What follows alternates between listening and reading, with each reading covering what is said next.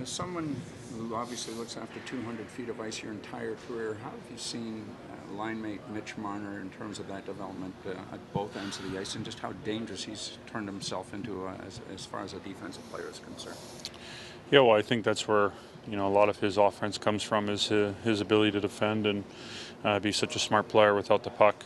His ability to get it back and protect our net, I think, also leads to a lot of offense and a lot of opportunities for him and me and Jaime. So, I mean, the sky's the limit for him, not just when he has the puck, but his skill set and all-around game is very impressive for a guy his age, and he's only been in the league for a handful of years, so you can only imagine how much more growth he has.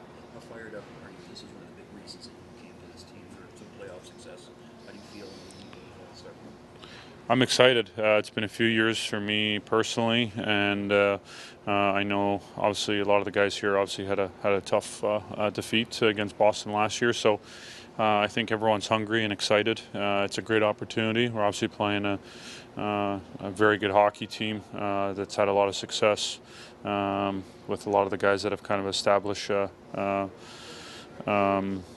identity, and I guess they're kind of standard there, and they've got some very good young players as well. So, it'll be a tough matchup, but one we're looking forward to, and to get where you want to get to, you're going to have to beat a lot of very good quality hockey teams, and should be a great battle.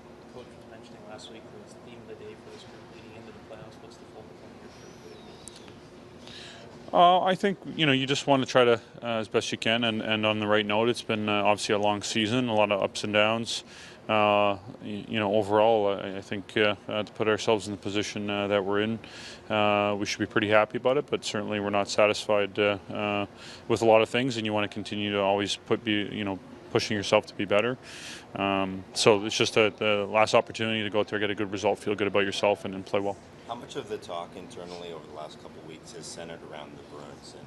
I wouldn't say a whole lot until the last number of days. I think focus on the task at hand, and even though the odds are obviously very strong for that, I think just try to focus on officially clinching and just kind of going about our process and the way we're trying to build and get better on a daily basis. I don't think you try to change the approach a whole lot with a lot of hockey left to be played. So I think now that we're getting really close, and we're in the last regular season game, and we kind of know where we stand. The last I think couple of days, guys are definitely talking about it a lot more. Are you happy with the progress that the team has made, specifically defensively, over the last 6-7 games?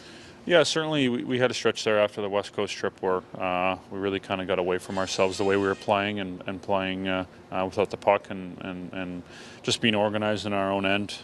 So we've worked really hard. We've done a lot of video, a lot of work in practice, to put a lot of emphasis on it, and we're still trying to find ways to be better and limit as many opportunities as we can, and realize how much offense we get from defending well. So, but certainly we've made a lot of great strides in that area, and we're going to have to, especially going into next week.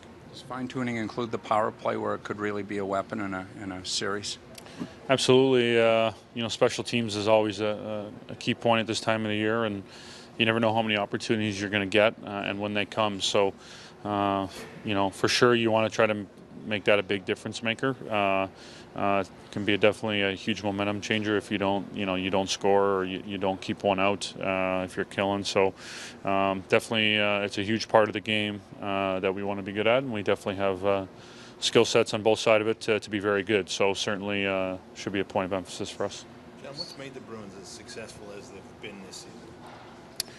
Well, I think not just this season, but for me in my career playing against them a lot, just the way their kind of leadership has always kind of set the tone there and set the type of standard and type of way they play, and you can really see they do a good job of that.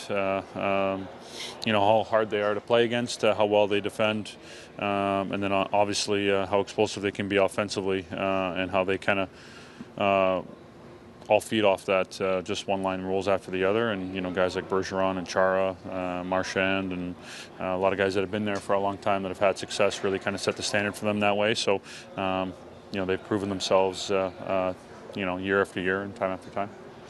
John, tonight's Bob Cole's last game. Do you have any early memories watching hockey night?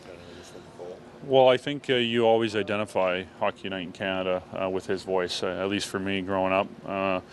And even my time in the league, you always really identified his voice, especially around playoff time too, Stanley Cup Finals.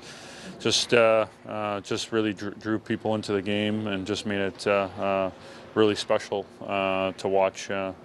To watch and to dream about playing in the NHL one day. So just a legend and an icon and someone that should be celebrated as just a great hockey guy who made such an impact on so many people and this great game.